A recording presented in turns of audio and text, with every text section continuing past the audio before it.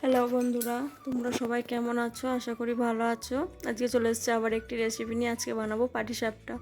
তার জন্য এখানে 2 কাপ আতপ চালের গুঁড়ো নিয়ে নিয়েছি আর 1 কাপ পরিমাণ ময়দা নিয়েছি। যা চালের গুঁড়ো তার থেকে হাফ ময়দা। দেখো এখানে 1 কাপ পরিমাণ ময়দা এখানে আমি নিয়ে নিয়েছি আর নিয়ে নিচ্ছি হাফ কাপ সুজি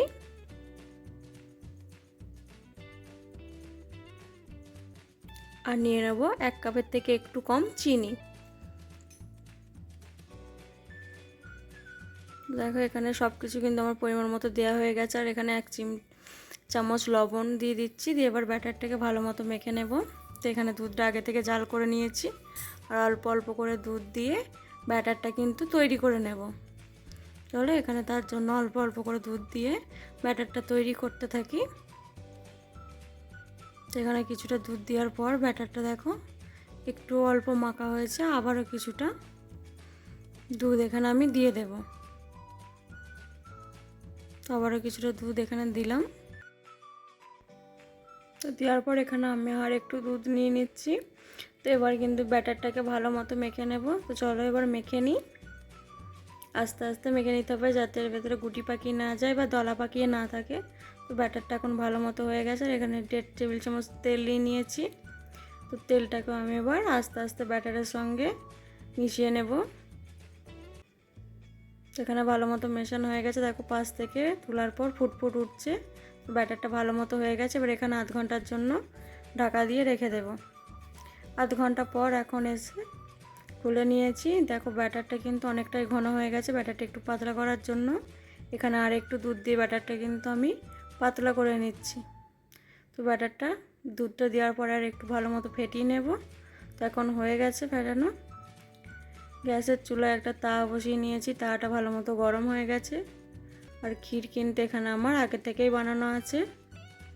এবার গ্যাসে তাওয়াতে দিয়ে দিয়েছি অল্প একটু তেল। তেলটাকে ভালো মতো তাওয়ার মধ্যে চাড়িয়ে নেব। তো দেওয়ার পর এখানে দিয়ে নিচ্ছি ব্যাটারটা। তো এখানে 1.5 চামচ মতো ব্যাটার আমি দিয়ে নিয়েছি। তো এবার ব্যাটারটাকে ভালো মতো তাওয়াটা ধরে গোল আকারে করে নেব। আর যতক্ষণ না ওপর থেকে ভালো মতো ভেপে যাচ্ছে ততক্ষণ কিন্তু এটাতে ক্ষীর দেব না।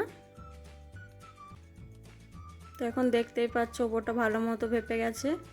তো এখন চারিপাশ আস্তে আস্তে নিয়ে এখন উল্টে নেব যাতে ওপর পিঠটাও ভাজা হয়ে যায়। অনেকেই কিন্তু ওপর পিঠটা ভাজে না, আমি এখানে কিন্তু ওপর পিঠটা ভেজেই নিই। তো এখানে দিয়ে দিচ্ছি ক্ষীর। তো ক্ষীরটা দেওয়াতে তলা পিঠটা কিন্তু ভালো মতোই ভাজা হয়ে যাবে। তো ভিডিওটি ভালো লাগলে লাইক করে দেবে। তো এখানে এবার আমি আস্তে আস্তে এটাকে মুড়ে নিচ্ছি। বেশি তাড়াতাড়ি করলে কিন্তু এটা ভেঙে যেতে পারে, তার জন্য আস্তে আস্তে এটাকে মুড়ে নিচ্ছি। তো এখন এটা মোড়া হয়ে গেছে। তো এবার দুই পিঠে একটু অল্প পরিমাণে তেল দিয়ে ভালো মতো ভেজে নিচ্ছি। আর চ্যানেলটাকে সাবস্ক্রাইব করে দেবেন। আর রেসিপিটি আপনাদের কেমন লাগছে অবশ্যই কিন্তু কমেন্টে জানাবেন। দেখো এখন কিন্তু দুই পিঠই ভালো মতো ভাজা হয়ে গেছে আমার। তো এখানে আর একটা দিয়ে আমি দেখিয়ে দিচ্ছি। এখানে আর একটা দেওয়া হয়ে গেছে। এটাকে উল্টে উপর পিঠে একটু তেল দিয়ে এটাকে উল্টে দিচ্ছি। উল্টানোর পর এখানে কিন্তু এটাতেও আর একটু ক্ষীর আমি এখানে দিয়ে দিচ্ছি। এখানে ক্ষীরটা কিন্তু আমার ভালো মতোই দেওয়া হয়ে গেছে।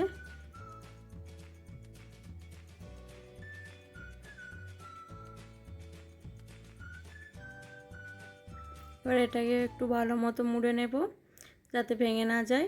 আর এখন কিন্তু দুটো একটা একটু ভেঙে ভেঙে যাবে কারণ তাওয়াটা এখনও খুব ভালো মতো তাতা নেই, সেই জন্য প্রথমটা। তো এখন চলো দুটো তুলে নিয়েছি। এবার একে একে সব কটা কিন্তু আমি এখানে ভেজে নেব, তারপরে তোমাদেরকে আবার দেখাবো। আজকের মতো এখানে